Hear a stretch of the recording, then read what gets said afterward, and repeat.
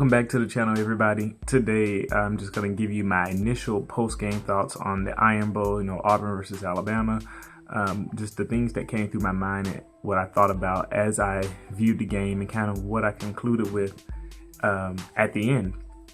So I got 5 points, 5 things that came to mind immediately based on my viewing of the game. And then yeah, that'll be it for today. Really quick, probably show you some examples of it as I talk about it, but then hopefully I can come back with some breakdowns later on. So let's just get right into it. So as I thought, the Auburn defense could not produce much of a pass rush from their defensive ends against Alabama. So Tua was not really running for his life in this game. He had decent pockets at times. I mean, sometimes, like I said, the control line of scrimmage worked out, but he was never really under the effect of a speed rush. And so I kind of saw that coming and it played out.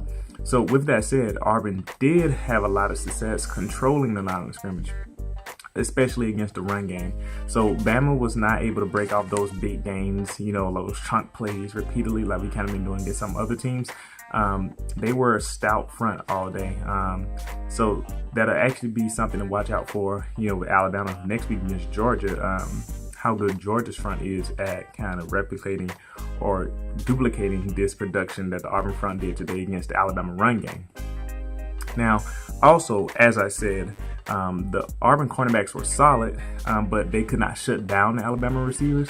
Henry Ruggs continues to show just how talented he is. Tua showed us some great ball placement at times in this game.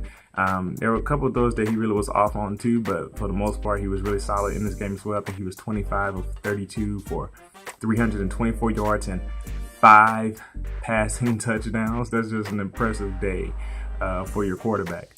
Another point about the Alabama defense is that they lost discipline a few more times today. So this Alabama defense, as I've been saying all year, they're up and down. At times they're playing really well and they're showing their talent, and at other times they're making simple mistakes that they should have corrected at the beginning of the season. So some of that is coming from secondary guys playing a run or linebackers not executing well. Prime example of that is being the trick play on the touchdown, Auburn's second touchdown of the day. Defensive communication was off, and this honestly could be a concern. Auburn, weirdly enough, also was able to run the ball kind of well early on.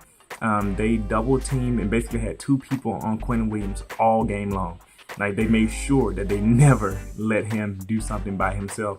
And honestly, it was actually effective, which was the surprising part. So somebody else on the D-line has to step up, in my opinion.